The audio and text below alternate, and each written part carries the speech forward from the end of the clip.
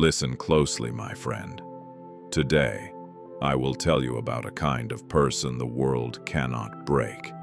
You've met them or heard of them, the ones who lose everything and stay standing, who are attacked and stay calm, who face what would shatter anyone else and remain somehow untouched.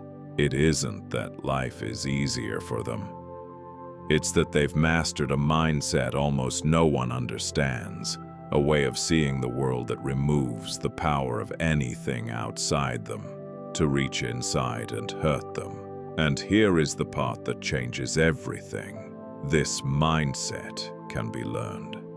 It is not a gift they were born with. It is a discipline they built. The Stoics discovered it 2,000 years ago. Epictetus was a slave and could not be broken.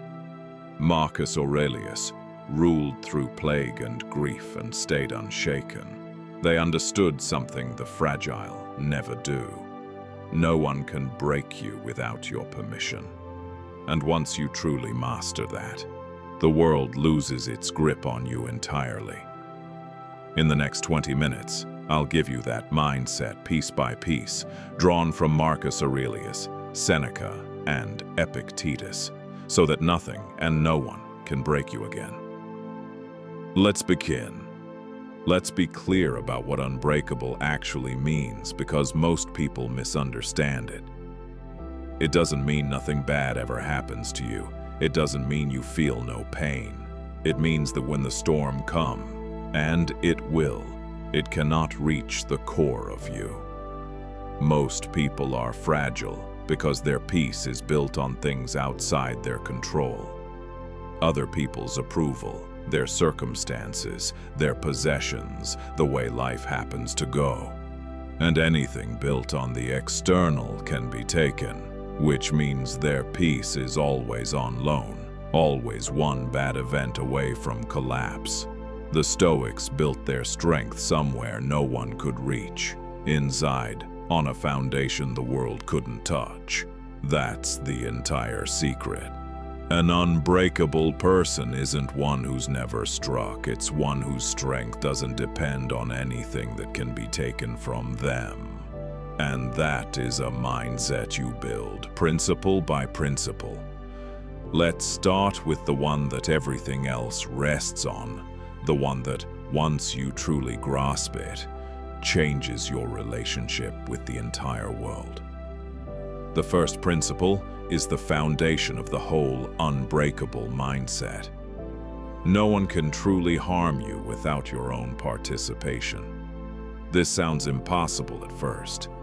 Of course, people can hurt us. They insult us, betray us, attack us.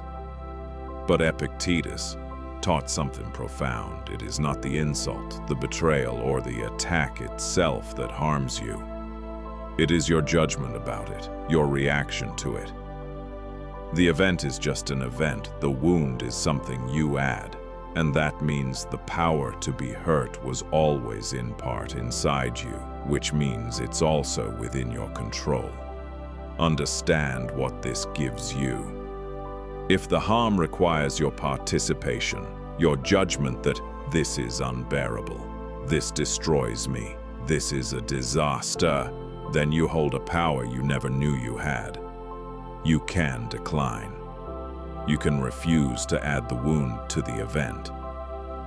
The Stoics didn't pretend hard things weren't hard, but they refused to let external events reach in and dictate their inner state without their consent. So the first shift is this. Stop seeing yourself as something the world does things to, and start seeing that your reaction is yours. When something lands, remember, the event is theirs to cause, but the meaning is yours to assign. Master that, and half your vulnerability disappears. And the next principle shows you where that vulnerability actually lives. The second principle locates the exact source of your strength, and it isn't out there in the world. It's in how you interpret the world.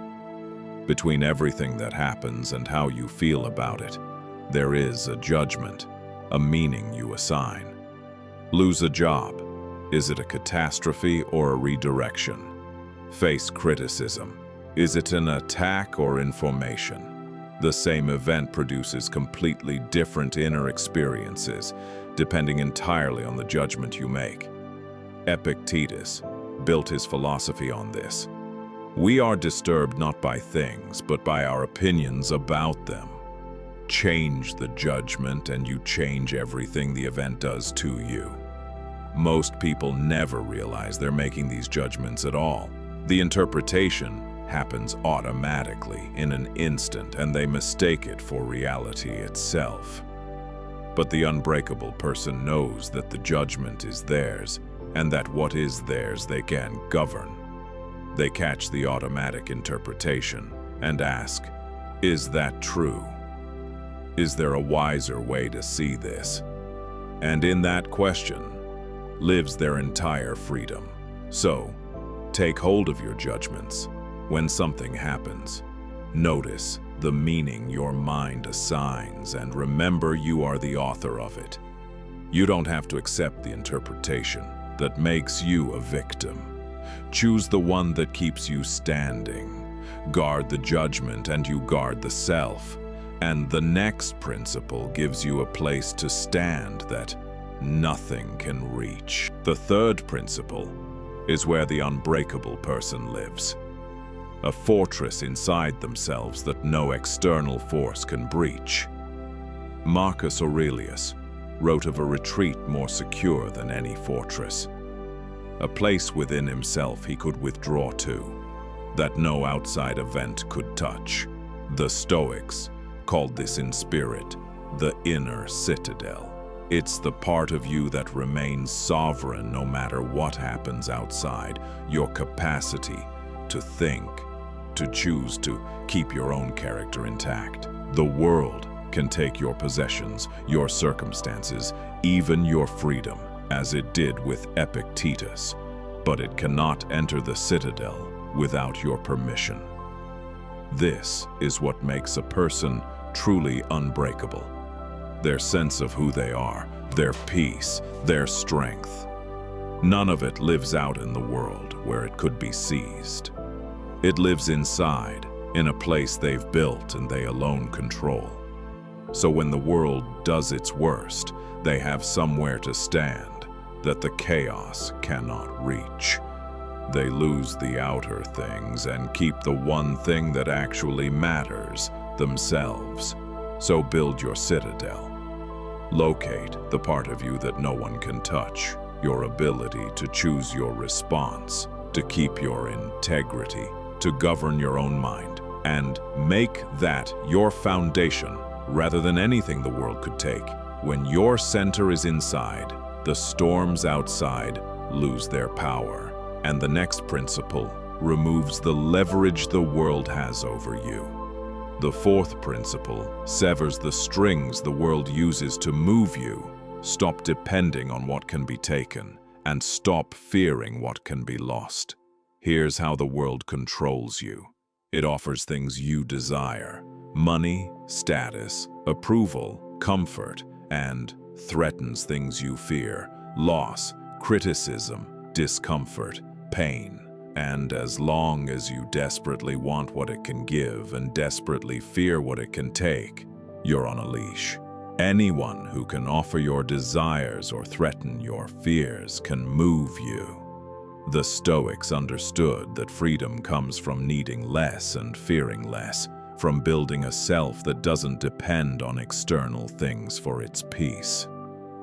When you no longer desperately need what the world can give, and no longer desperately fear what it can take, something remarkable happens. There's nothing left to control you with. You still enjoy good things when they come, and you'd still prefer to avoid hard ones. But your peace doesn't hang on either. And a person whose peace can't be bought or threatened is a person no one can manipulate, because there's no lever left to pull. So quietly, loosen your grip on the things you cling to, and your fear of the things you dread. Build a contentment that doesn't depend on getting more, and a courage that doesn't depend on avoiding loss. Want less, fear less, and you become ungovernable. And the next principle makes peace with everything you cannot control. The fifth principle ends the war that exhausts most people. Stop fighting reality and accept what is not in your hands. So much of our breaking comes not from events themselves, but from our resistance to them, the endless raging against what has already happened, what we cannot change, what is simply beyond our control. Epictetus drew the clean line. Some things are up to us and some are not. And peace comes from focusing entirely on the first and releasing the second.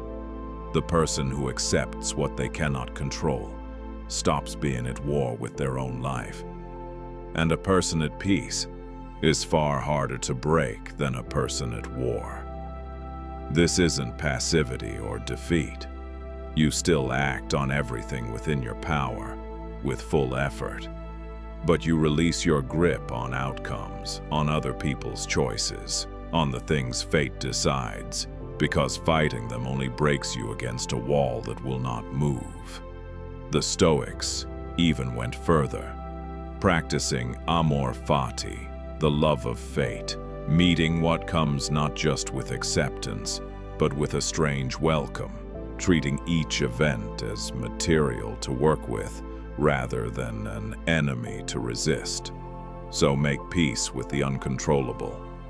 When something is beyond your power, stop struggling against it and turn your energy toward what you can actually do. You'll find an enormous strength in that acceptance, the strength of someone who has stopped being shattered by a reality they were never going to change. And the next principle removes the wound of other people entirely. The sixth principle makes you immune to the thing that breaks most people, what others think and say about you. So much human suffering comes from other people's opinions, their criticism, their judgment, their approval or rejection. We hand them enormous power, letting their view of us define our view of ourselves, and that makes us endlessly breakable, because opinion is fickle and cruel and outside our control. The Stoics anchored their worth internally. Marcus Aurelius reminded himself how strange it is that we value others' opinions of us more than our own. And he built his sense of self on his own character, not on the crowd's verdict. When your worth lives inside you, in your own assessment of whether you acted with integrity, other people's opinions lose their power to break you. Praise doesn't inflate you and criticism doesn't destroy you, because your sense of who you are was never in their hands to begin with. You can hear an insult and remain unmoved, not because you don't care about anything, but because your foundation isn't built on their approval. You've taken your worth back. So detach your value from their verdict. Judge yourself by your own honest standard. Did I act well with integrity? And let that matter more than any outside opinion. When you no longer need their approval and no longer fear their disapproval, their words fall harmlessly to the ground. And the final principle transforms the very things meant to break you. The seventh principle completes the unbreakable mindset. Stop seeing hardship as damage and start seeing it as training. The fragile person experiences every difficulty as something being done to them, a wound, a loss, an injustice.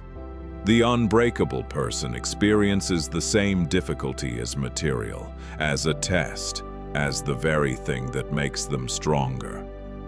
Marcus Aurelius wrote that the obstacle in the way becomes the way, that adversity itself is fuel. The Stoics welcomed hardship, not because they enjoyed suffering, but because they knew that a person is forged, not born, and that every blow endured well makes the next one easier. This reframe is the final piece of invulnerability because it changes what hardship even means to you. When every difficulty is training, nothing that happens can simply break you. It can only make you stronger or teach you something. The setback becomes a lesson. The loss becomes a strengthening. The attack becomes a chance to practice composure. You stop being a victim of your circumstances and become someone who grows through all of them. And a person who grows through everything cannot be broken by anything. So meet every blow with a single question. How does this make me stronger? What is this here to teach me? Treat your hardships as the gym of your character, and they lose their power to destroy you, because you've turned the very things meant to break you into the things that build you. And that is the whole of the unbreakable mind. Master this mindset, and nobody can break you. No one can harm you without your permission. Your power lives in your judgments, not in events. Build the inner citadel, a self nothing external can reach. Want nothing they can take and fear nothing they can do. Accept what you cannot control. Detach your worth from their opinions and turn every blow into training. See the thread that runs through all seven. Every one of them moves the foundation of your strength from outside you, where it can be taken, threatened, and broken, to inside you, where nothing can reach it without your consent. That is the entire secret of the unbreakable person. Not that they're never struck, but that their center isn't built on anything the world can seize. Their peace is their own. Their worth is their own. Their strength is their own. And what is truly your own, no one can take. You won't master all of this overnight. Take one principle and live it until it's part of you. Then take another. Slowly, the things that used to shatter you will lose their grip, until one day you realize that the storms still come, but they no longer reach you. You've built the one thing no one can break, a self that stands on its own foundation. The world will keep testing you. Let it. You'll still be standing. If this resonated, subscribe and come back next time when we go deeper into the Stoic art of inner peace. Until then, build your foundation within, and nothing will break you.